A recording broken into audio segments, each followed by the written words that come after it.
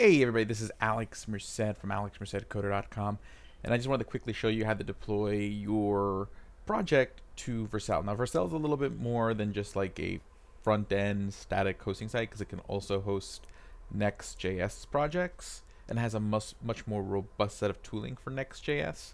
I'm not going to really get into that in this video, but just so that way you guys are aware. So if you work with Next.js, which does have some server-side rendering and some sort of server-side stuff, Vercel really kind of makes deploying that particular framework really easy.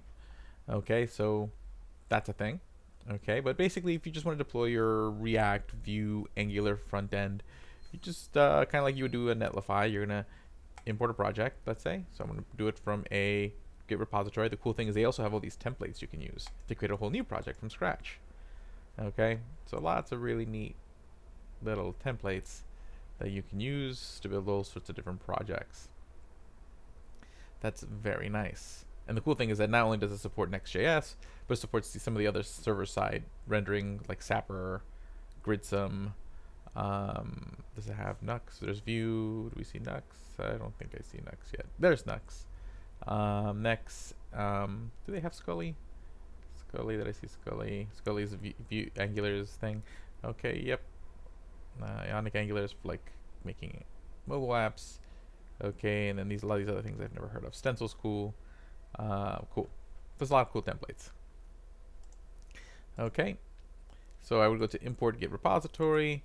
Now here, instead of looking at a list of Git repositories like you would in Netlify, because you would connect your account, you have to go get the URL. So let me just go ahead over to github.com.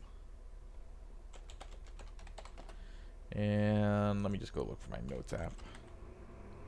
Notes app front end. So I'm going to use that as my repo. I will copy that over. And there we go. So we hit continue. Okay, I just hit continue. Like, as long as you set everything up nice, this should be pretty easy. Okay. And actually, I should probably check what the build command is going to be. That's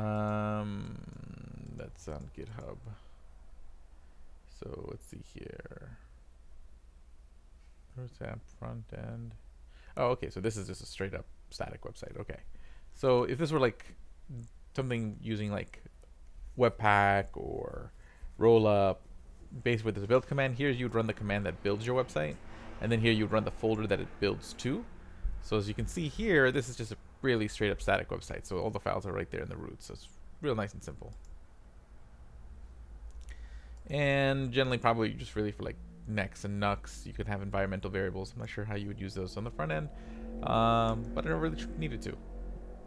Okay, so then you hit deploy, and it's just going to do a thing.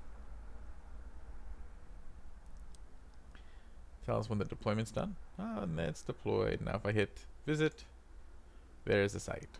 Okay, Merced notes, which may or may not be working. I don't know if the backend server for this project is still running. So let's see here. Alex Merced cheese.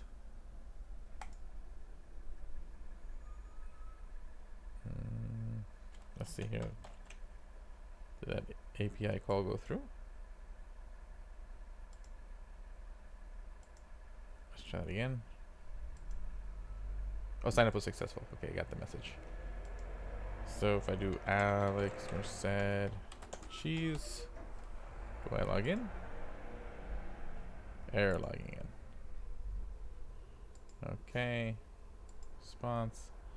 Valid username or password. I probably have multiple Alex Merceds because I don't think I put like a unique handler on that. So let's try this. Test 8 cheese. There we go. Let's see, test 8 cheese. Yep, that works. Okay, so the site's still working. So cheese. Wow. I can still delete them. Very nice. But the point is that's how easy it is to deploy with Vercel. And the cool thing is if you have Code Sandbox,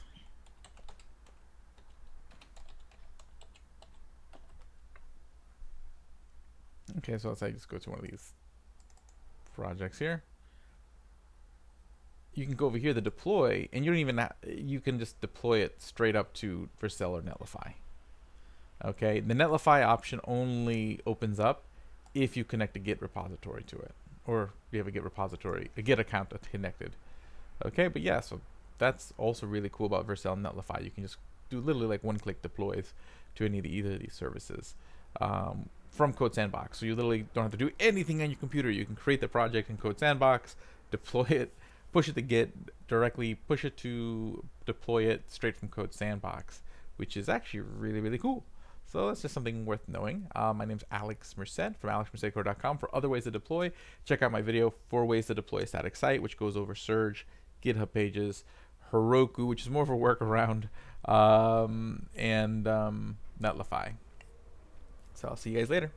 Oh, I guess on one more note, let me mention that there's also the 3 main cloud companies also have their own services for helping that makes deploying. Like, deploying with AWS can oftentimes be very difficult, but they have something called AWS Amplify that works a lot like this, that makes life a lot easier. Okay?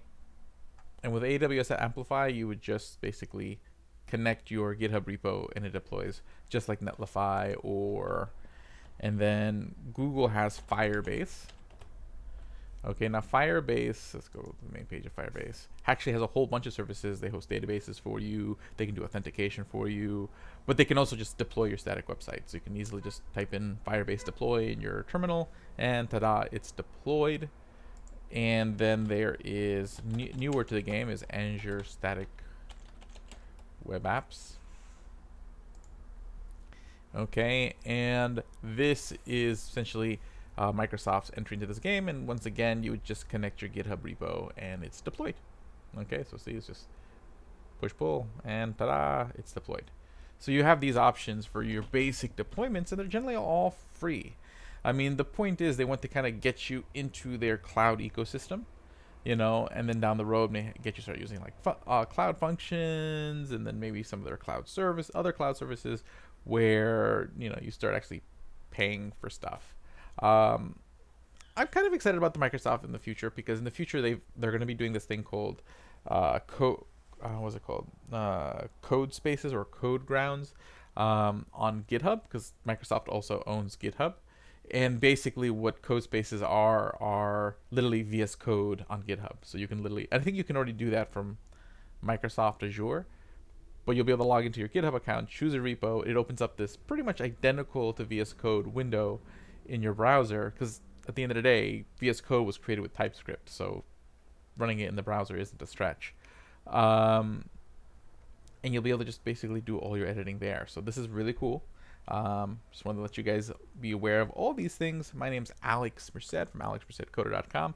Have a great day and enjoy.